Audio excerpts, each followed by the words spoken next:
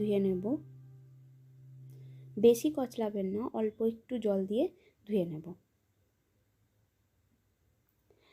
এই ছানার পায়েস আমার খাওয়া যাবে না, তবে মাসিমণি আর মা বাবাদের জন্য এটা আমি বানাচ্ছি।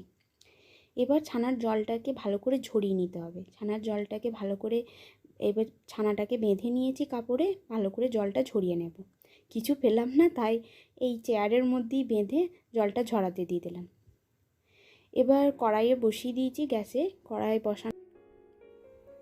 বসানো হয়ে গেছে। এর মধ্যে ছানাটা বানাবো। আর অন্য চুলাতে দুধটা গরম হচ্ছে। দুধটা গরম হয়ে গেলে এই দুধটাতেই ছানাটা বানাবো। অল্প একটু ঘি আর এলাচ, 2টো এলাচ নিয়েছি, আর কিছুটা কাজু বাদাম, আর পরিমাণ মতো চিনি নিয়েছি। এই উপকরণগুলো দিয়ে আমি ছানার পায়েসটা বানাবো। ছানাটা জল ঝরিয়ে রেডি। দুধটা গরম করতে দিয়েছি, দুধটা ভালো করে গরম হোক। এদিকে ছানাটা বানাতে শুরু করে দিয়েছি।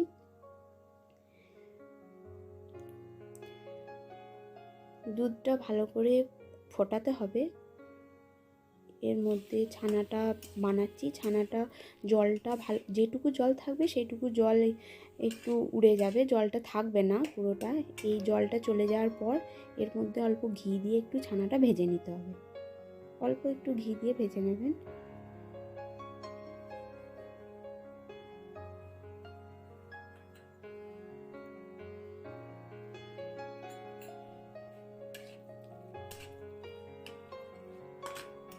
যখন ছানাটা আঁটো আঁটো হয়ে যাবে, শুকনো একদম হয়ে যাবে, তারপর দুধটা যখন ফুটবে, দুধটার মধ্যে ওই ছানাটা আস্তে আস্তে দিয়ে দিতে হবে। প্রথমে আমি এলাচ 2টো দিয়ে দিলাম যখন ফুটে উঠলো। এবার আস্তে আস্তে ওই যে ছানাটা বানানো হয়েছিল সেই ছানাটা দিয়ে দেব।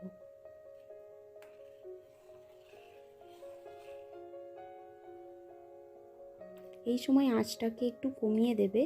যখন ছানাটা দেবে তখন আঁচটা একদম কমিয়ে দিতে হবে। সব ছানাটা এবার দুধটার মধ্যে দিয়ে দেব। আঁচটা অবশ্যই কমিয়ে দিতে হবে।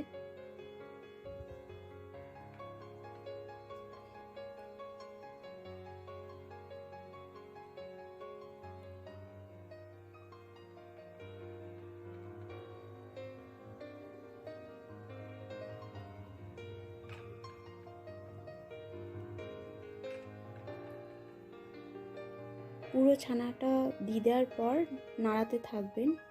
এই সময় আঁচটা মিডিয়ামে রাখবেন, ভালো করে নাড়াতে থাকতে হবে। আস্তে আস্তে দুধটা গাঢ় হতে শুরু করবে।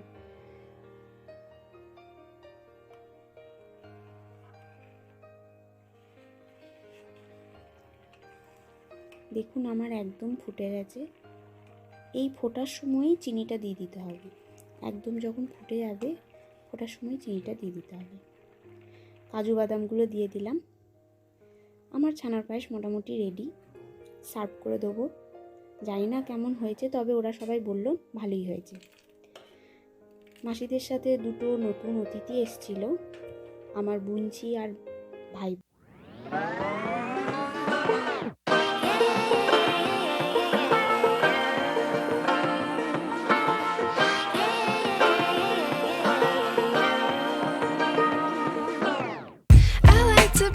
Educated, but I'm so frustrated.